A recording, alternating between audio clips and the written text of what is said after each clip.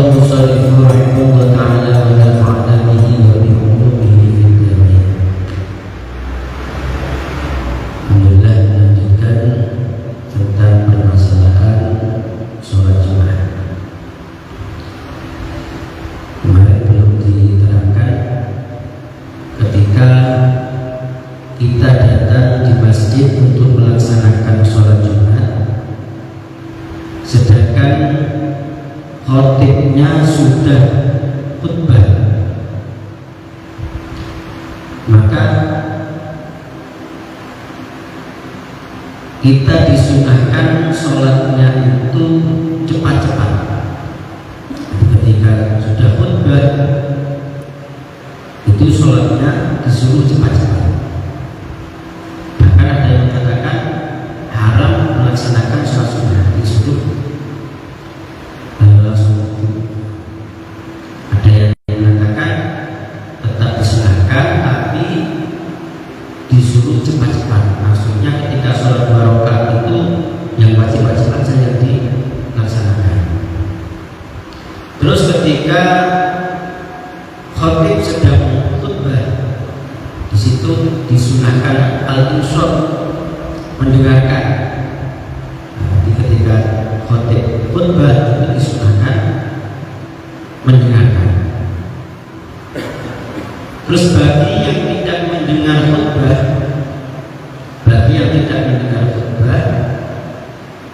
itu yang lebih utama zikir atau baca Quran, tapi lilih kalau tidak mendengar khotibnya khutbah. Tapi kalau mendengar itu disunahkan mendengarkan, kalau usah zikir, tapi mendengarkan khutbahnya khotib. Wasunatu al-ghusl, sunnah-sunnahnya sholat Jumat yaitu mandi Jumat. Kapan mandi Jumat itu disunahkan?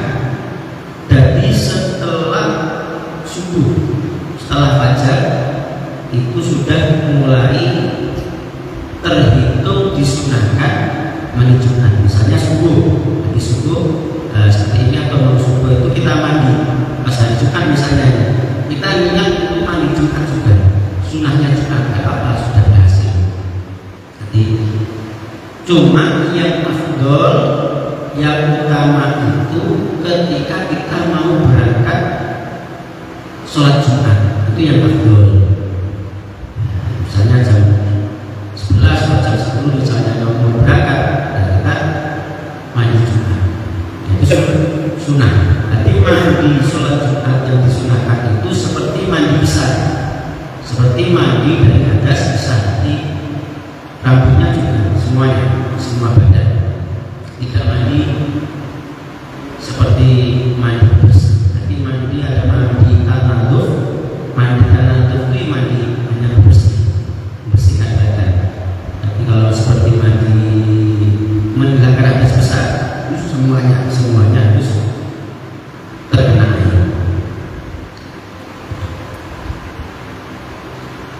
Wa tanaduf,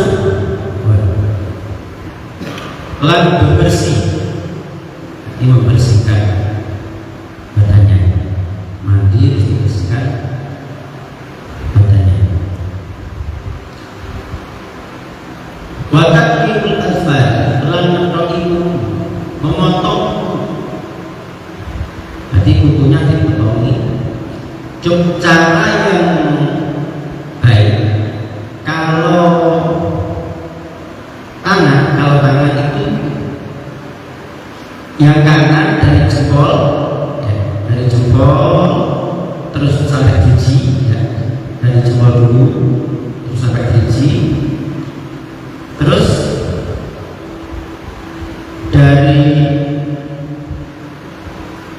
gigi sampai jempol yang kiri, ya. Tapi kalau kaki itu dari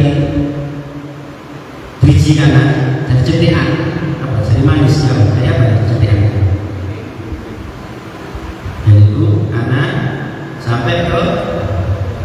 kiri. Ya. Jadi ada kaidah ya.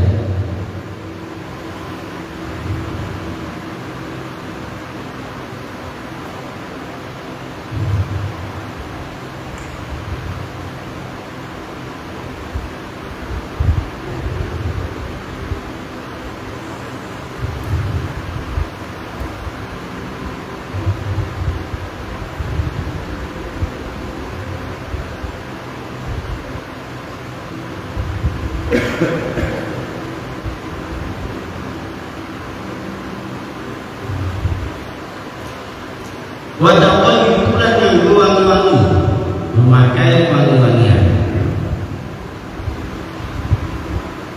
Walusul abiyadi, dan memakai pakaian putih. Jadi memakai pakaian putih itu lebih afdol. Kalau itu memakai pakaian yang baik, memakai pakaian yang baik, cuma yang lebih utama itu memakai pakaian putih sunnah. Wata berkiru ila masjid liwai khatibi, berangkat pagi-pagi di dalam atau isu agak pagi selain khatib.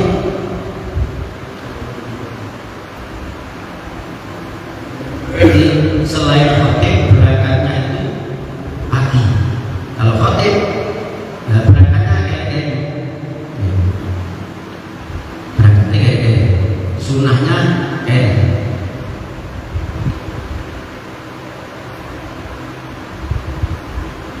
wabil khutbati qawwa ala mimbar. Terus khutbahnya ketika khutbah itu berada di atas mimbar atau mutafik untuk membangunkan atau tempat yang tinggi. Nah, seperti ini sudah masuk di atas mimbar atau tempat yang lebih tinggi. Wal qusatu istima'il khutbati, mendengarkan bagi orang yang mendengar khutbah, mendengarkan. Kalau tak dengar ya dikir atau baca doa atau baca Quran tapi siri, jangan dikeraskan malah kan. Kalau mendengar nah itu mendengarkan khutbah. Wa yukhaffifu ad-dakhilu at-tahiyyah, yang bagi yang datangnya terlambat sudah khutbah itu tahiyatul masjidnya yang cepat-cepat. Sebut wa sholatul idi raka'atani, dan masuk ke sholat hari raya Idul Fitri. Kalau sudah wa sholatul idi raka'atani wa waqwa min tulu'i syamsi ila zawal wa sunnah ta'khiruha ila irtifai syamsi qadra ruhi. Sholat hari raya itu 2 rakaat. Waktunya mulai dari keluarnya matahari sampai lingsirnya matahari, dan disunahkan untuk mengakhirkan melaksanakan sholat id sampai kira-kira matahari itu naik 1 tombak, ya agak naik sedikit. Matahari keluar agak naik sedikit, kira-kira 1 tombak. Nah, itu disunahkan. Cuma ketika matahari sudah keluar itu sudah bisa dilakukan. Wa yusallu at-tabdilu fil ula, wa yusallu at-tabdilu fil ula sab'an wa ba'da iftitahi wa qabla ta'awudi. Disunahkan membaca takbir di rakaat yang pertama, yaitu 7 takbir setelah rakaat iftitah dan sebelum ta'awud. takbirnya itu setelah takbiratul ihram itu membaca takbir 7 kali di rakaat yang pertama dan sebelum ta'awud. Misalnya di dalam rakaat yang kedua khamsan qabla ta'awudi siwa takbiratul ihram. Yang kedua, rakaat yang kedua takbir 5 kali selain takbiratul ihram. Jadi sebelum ta'awud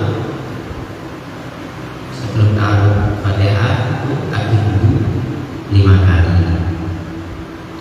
Wal qiyam lan takbiri.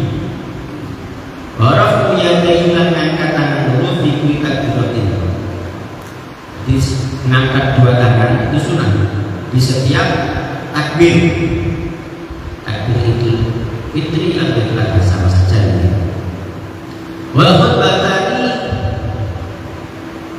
ba'da insuliyat jama'atan takut badan Jumat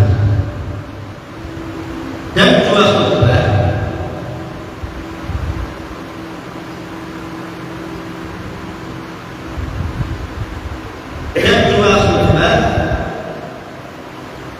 dilaksanakan dengan cara berjamaah seperti 2 khutbahnya Jumat setelah sholat. Nah ini semisal kita sholat sendirian Idul Fitri atau Idul Adha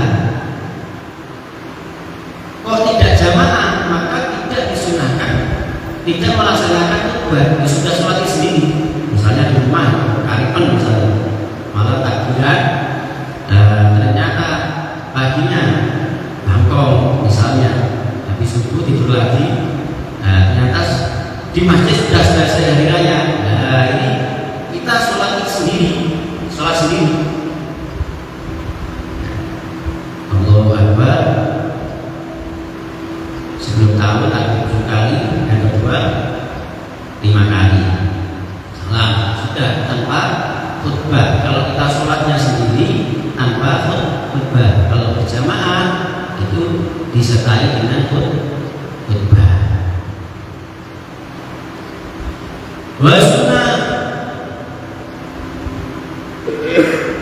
ayukabiru fil awal khutbatil ula istan wa fi awal saniyah sab'an. Disunahkan ayukabiru takbir di khutbah yang pertama disunahkan 7 kali, terus di khutbah yang kedua itu di khutbah yang pertama itu 9 kali, di khutbah yang kedua 7 kali. Ada bedanya. Kalau sholatnya itu takbirnya 7 dan 5, rakaat pertama 7, rakaat kedua 5. Kalau khutbahnya 9 dan 7, 9 dan 7 itu hukumnya sunnah. Wa yusan at-takbir li ghairil haji lailan tayyinaini minal ghurubi ila tahrubiha wa khalfal faridah badafni intu yaumi arafah ila akhir ayat tasyrik. Disunahkan pagi-pagi selain orang haji di malamnya Idul Adha mulai dari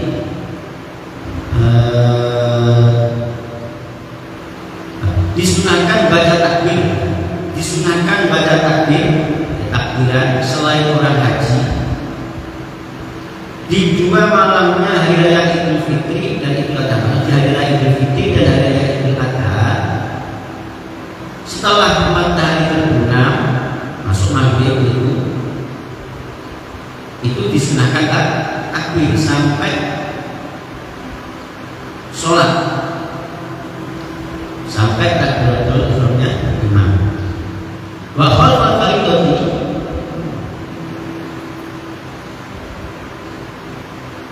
dan setelah sholat.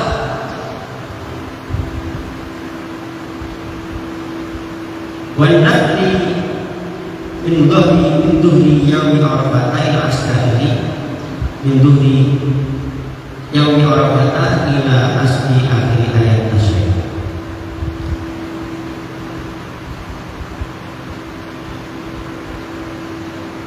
Hati-hati. Jadi kadang masih banyak terjadi kesalahan. Ketika hari raya Idul Fitri, ya, ketika hari raya Idul Fitri itu disunahkan ketika masuk malamnya maghrib, misalnya haji malam, ini malam tadi hari raya Idul Fitri. Nah, maghrib itu sudah disunahkan takbiran, ya, termasuk setelah sholat juga disunahkan sampai pagi ini dilaksanakan sholat Idul Fitri, ya. Sampai dilaksanakan sholat Idul Fitri.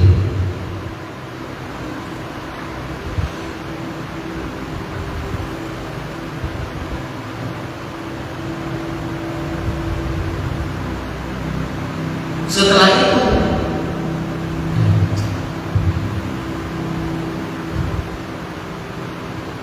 masih disunahkan sampai matahari terbenam. Dimulai maghrib sampai satu hari ya, satu malam. Tapi kalau hari raya Idul Adha itu sampai hari tasyrik. Misalnya tadi malam sudah takbiran Idul Adha Kurban, sudah dilaksanakan sholat, setelah sholat juga masih disunahkan. Besok malam juga masih disunahkan ketika habis sholat itu juga disunahkan takbir sampai hari tasyrik terakhir sebelum maghrib. Ya, sebelum maghrib itu ketika sholat disunahkan takbir. Cuma kadang Idul Fitri hari yang kedua masih ada yang takbiran juga setelah sholat. Yang disunahkan itu ketika Idul Adha dan hari tasyrik 3 hari. Nanti 4 hari, nanti kalau hari Idul Adha 4 hari. Kalau Idul Fitri hanya satu hari disunahkan baca takbir.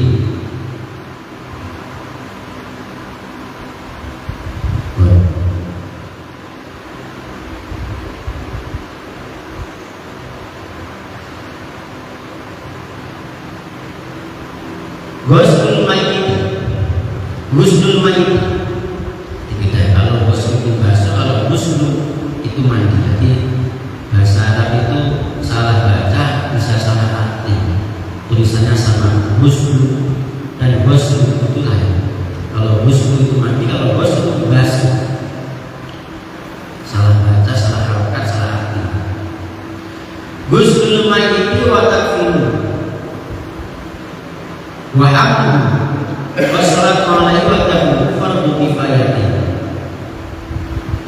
Memandikan mayit, mengkafani mayit, membawa mayit, menyolati, mengkubur, itu hukumnya fardu kifayah.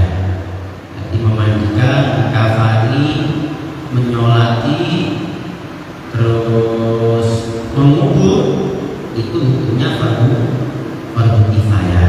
Apabila tidak ada yang melaksanakan, maka semuanya bisa. Wasyaitu al-fatul bil rikatil kita la yusadu wa la yusalla alaihi wujuban. Orang yang mati syahid dalam peperangan, meninggal dalam peperangan, ini tidak dimandikan dan tidak disolati.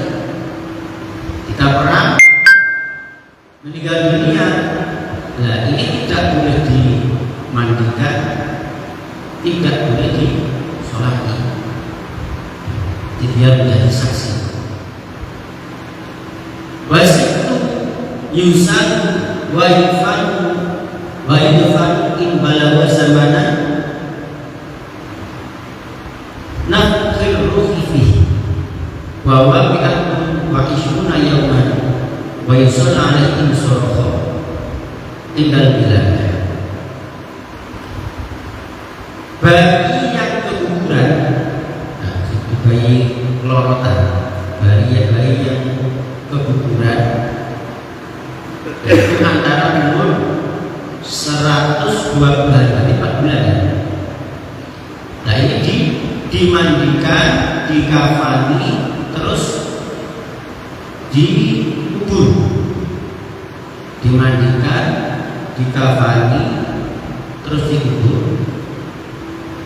Apabila sudah mencapai sekiranya ruh itu sudah ditiupkan, ruh itu sudah ditiupkan, sudah ada ruhnya, yaitu umur 120 hari atau 4 bulan. Ketika bayi itu keluar dan ada tanda-tanda kehidupan, misalnya jerit atau nangis, nah ini disolati. Ingat, ketika ada bayi meninggal dunia, ya, ada bayi meninggal dunia, lahir dan umurnya 4 bulan, umurnya itu antara 4 bulan. Ketika lahir itu jerit atau nangis atau bagaimana, setelah itu meninggal. Nah ini berarti ada 4 wajib, dimandikan, dikafani, disolati, terus dikubur. Tapi ketika lahir sudah tidak ada tanda-tanda kehidupan, gak nangis, gak jerit dan lain sebagainya, meninggal di dalam, nggak ada tanda-tanda kehidupan, itu hanya wajib dimandikan, dikafani, terus dikubur, tidak disolati. Nah ini kadang salah paham, anakku gak disolati. Nah memang seperti itu. Kalau tidak ada ruhnya, masih umur 1 bulan, 4 bulanan, itu cukup dimandikan, dikafani, terus